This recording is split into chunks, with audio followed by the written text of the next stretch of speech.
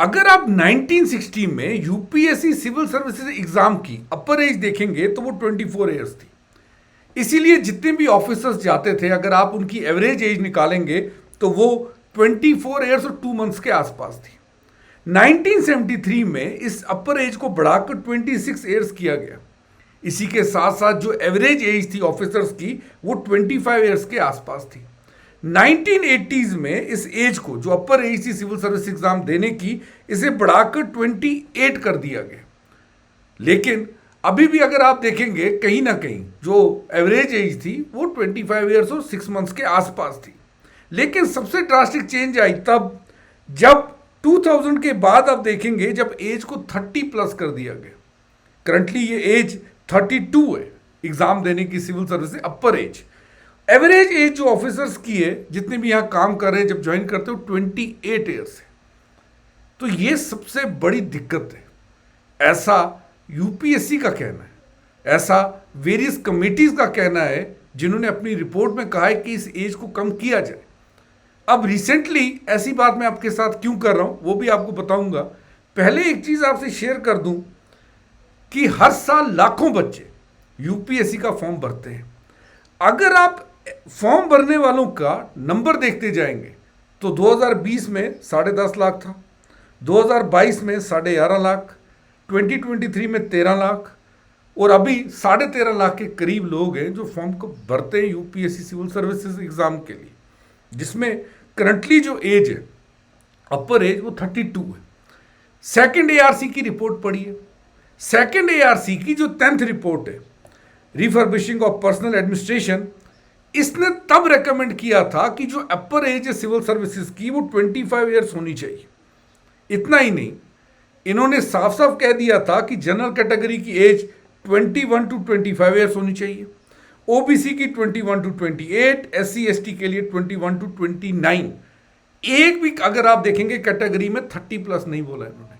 Even इन्होंने ये भी बोला था कि जो अटेम्प्ट है उन्हें रिड्यूस किया जाए, 3 अटेम्प्ट होने चाहिए जनरल कैटेगरी के लिए, 5 होने चाहिए ओबीसी के लिए, 6 मैक्सिमम कर दीजिए एससी एसटी के लिए।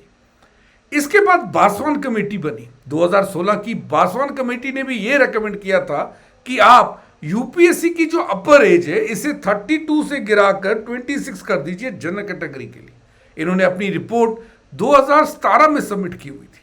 लेकिन एक बार वापस से अब ये न्यूज में है कि 5 रीजन से क्यों यूपीएससी को जो अपर एज है सिविल सर्विसेज की उसे कम करना चाहिए, 30 से भी कम करना चाहिए। और ये आर्टिकल इस बार लिख रहे हैं संजीव चोपड़ा जी। संजीव चोपड़ा जी खुद एक फॉर्मर आईएएस ऑफिसर है। कुछ समय पहले तक ये लबासना के, जिसका हम सब फोटो लगाते हैं जब तैयारी करते हैं, वो वहां के डायरेक्टर रह चुके हैं।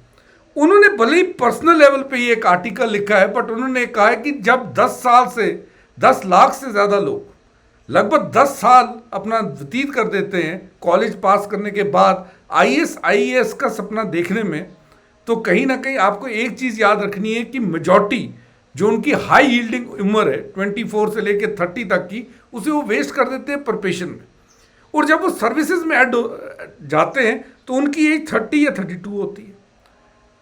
उनका ऐसा कहना है कि जो ये सिविल सर्विसेज को हम स्टील फ्रेम कहते हैं, ये स्टील फ्रेम अब सीनियर सिटीजन फ्रेम बन चुका है, जिसके बाद अब एक नई डिबेट जो है पूरे इंडिया में अब एस्पिरेंट्स के बीच में शुरू हो चुकी है कि क्या सच में यूपीएससी 2028 के बाद ऐसा सोच रहा है कि वो एज को कम करेगा। इसके लिए उन्होंने 5 रीजंस भी दिए हुए हैं। सबसे पहला रीजन है इनका न्यूरल प्लास्टिसिटी। इनका ऐसा कहना है जब आप सर्विसेज 22 की एज में ज्वाइन करते हैं तो आप एक स्पॉन्ज की तरह है, आपको जैसे डाला जाएगा आप वैसे ही ढहेंगे। लेकिन जब कोई व्यक्ति 32 की एज में एंटर करता है सर्विसेज में तो उसकी एक सेट ऑफ हैबिट्स पहले ही बन चुकी होती है। वो नया एक रेडिकल वे ऑफ वर्किंग नहीं आ सकता उसमें। 22 वाला यंग होता है, उसको जैसे आप एक सांचे में ढहेंगे वो वैसे आपके सामने रिजल्ट देगा। 32 में आप किसी का नेचर जो है उसे चेंज नहीं कर सकते, वर्किंग नेचर चेंज करना बहुत ज़्यादा मुश्किल हो जाता है।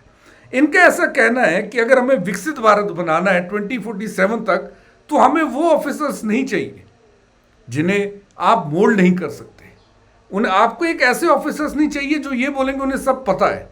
आपको एक ऐसे ऑफिसर्स चाहिए जिनको आप जैसा बोलेंगे वैसे वो अपने आप को शेप करेंगे। दूसरा रीजन ये है कि जब आप छोटी सर्विसेज में जाते हैं, जो कि बहुत इंपॉर्टेंट भी है, लॉन्गर कैरियर आपका यानी बिगर इंपैक्ट। अगर आप 22 की एज में जाते हैं तो लगभग आपके पास 38 ईयर्स होते हैं सर्विस में, लेकिन जब आप 32 की एज में यूपीएससी का एग्जाम निकालते हैं आपके पास केवल 28 साल है। एक चीज याद रखिएगा, जितनी भी सीनियर मोस्ट पोजीशन है, चाहे वो कैबिनेट सेक्रेटरी हो, फॉरेन सेक्रेटरी हो, उनके लिए डिकेड्स ऑफ एक्सपीरियंस चाहिए। जब आप 32 की एज में ज्वाइन करते हैं तो ऐसी पोजीशंस तक आप पहुंच ही नहीं सकते। आप एक भी चीज याद रखिए, इन्होंने साफ साफ कहा कि इस बड़ी एज के करके हम कहीं ना कहीं हाई लेवल पे, जैसे कैबिनेट सेक्रेटरी, फॉरेन सेक्रेटरी, इसमें लीडरशिप रोल वाले ऑफिसर्स को लूज कर रहे हैं, क्योंकि वो रेस में काफी लेट भागे थे। एक और चीज इन्होंने ये नोटिस की है कि रिस्क टेकिंग जो एबिलिटी होती है, जो इनोवेशन लाने की एबिलिटी है, वो एज के साथ कम होती जाती है। एक बड़ा अच्छा एग्जाम्पल इन्होंने दिया है, जब आप 23 ईयर्स ओल्ड हैं, आप सिंगल हैं, आप रिस्क ले सकते हैं, आप रिमोटेस्ट विलेज में जा सकते हैं, आप कहीं ना कहीं एक टेक हैवी सॉल्यूशंस लेके आते हैं, आप स्टार्टअप एनर्जी के साथ आते हैं। लेकिन जब आप 32 की एज में ज्वाइन करते हैं, आपके साथ एक बर्डन है, आपकी फैमिली है, बच्चे हैं, और आपकी मैसिव पर्सनल रिस्पॉन्सिबिलिटीज है। आप दूर गांव में जाएं, आप जाएंगे ही नहीं, आपसे आउट ऑफ द बॉक्स सोचा नहीं जाएगा। ऐसे इनका कहना है कि गवर्नमेंट को आज डिसरप्शंस नहीं चाहिए, उनको ऐसे ऑफिसर्स चाहिए जो रिस्क लेने को तैयार हो और इनोवेशन के लिए तैयार हो। यूपीएससी ऑफिसर्स की बात चली है तो आपसे एक चीज शेयर कर दूं, यदि आप यूपीएससी की तैयारी करने का सोच रहे हैं ना, तो अनअकैडमी आपके लिए बहुत सारे ऑफर्स लाया है। डिस्क्रिप्शन में दिए गए लिंक पे क्लिक करके हमारे ऑफर्स के बारे में जानें, अपनी सिविल सर्विसेज के सपने को बिल्कुल सच बना लें। क्यों? क्योंकि अनअकैडमी पे आपकी प्रिपरेशन आप देखिए सालों साल रिजल्ट्स में बदली है। आपको एक चीज और बता दूं, यदि आप 2026 का अटेम्प्ट दे रहे हैं तो अनअकैडमी आपके लिए डिवीजन टेस्ट सीरीज लाया है, उसका भी डिस्क्रिप्शन में लिंक है। एक्सपर्ट्स ने टेस्ट सीरीज बनाई है, 2500 से ऊपर हाई क्वालिटी प्रीलिम्स क्वेश्चंस हैं, मोर देन एनफ है। अगर आप ढंग से करेंगे तो आपका प्रीलिम्स कैच हो सकता है। और वहीं अगर आपने पूरे साल करंट अफेयर्स नहीं किया है और अभी आप सोच रहे हैं कि करंट अफेयर्स कहां से करें, तो अनअकैडमी आपके लिए PT 730 लेके आया है। PT 730 को डाउनलोड करने के लिए आप ये स्कैन पे जल्दी से स्कैन करिए और डाउनलोड कर लीजिए। चौथा रीजन क्यों एज को कम किया जाना चाहिए, अगर आप देखें तो लगभग 22 से 32 ईयर्स की जो एज है, जब आदमी एक हाई यील्ड कुछ कर सकता है लाइफ में, तब लोग तैयारी में बिता देते हैं। मुखर्जी नगर, ओल्ड राजेंद्र नगर, अटेम्प्ट के बाद अटेम्प्ट देते रहते हैं। कहीं ना कहीं अगर एज को कम किया जाएगा तो ऑथर का ऐसा कहना है कि हम प्रोडक्टिव डिकेड्स को बचा सकते हैं और इसे हम यूज कर सकते हैं नेशन बिल्डिंग में। एक और चीज आप देखिएगा कि सबसे इंपॉर्टेंट रीजन क्या है कि आप दुनिया में कहीं भी कोई कंपनी देखें, जितनी बड़ी बड़ी टेक जायंट्स हैं, ये सब 30 ईयर ओल्ड जो होते हैं ना, वो लीड कर रहे होते हैं। आप एक चीज और देखिए कि अगर 30 साल के लड़के बड़ी बड़ी टेक कंपनियां चला रहे हैं, तो एक डिस्ट्रिक्ट जहां से गवर्नेंस की शुरुआत होती है, डेवलपमेंट की शुरुआत होती है, उसे कोई ओल्ड एज के इंसान क्यों चलाए? उसे भी तो छोटे इंसान को चलाना चाहिए, एक यंग माइंड को चलाना चाहिए। अगर आप वहां पर ज्यादा एज वाला व्यक्ति लेके आते हैं तो कहीं ना कहीं वो रिफ्रेश माइंड के साथ वहां पर काम नहीं कर सकेगा। इन्होंने एग्जाम्पल मैकलॉय की भी दी है, जिन्होंने कहा था कि सिविल सर्विसेज में फ्रेश माइंड्स होने चाहिए। याद रखिएगा, हम इतिहास में पढ़ते हैं, उन्होंने भी सिविल सर्विसेज की एज को अंग्रेजों ने कम किया था, जिसे तब हमने बहुत कड़ी आलोचना की थी। लेकिन कहीं ना कहीं अब जाके अगर आप ये आर्टिकल पढ़ेंगे तो आपको लगेगा कहीं ना कहीं फ्रेश माइंड्स की जरूरत है। लेकिन एक दूसरा पहलू भी तो है, ऐसे कैसे आप एज को कम कर देंगे जब इंडिया में अभी भी एम्प्लॉयमेंट के ज्यादा अवसर लोगों के पास नहीं है।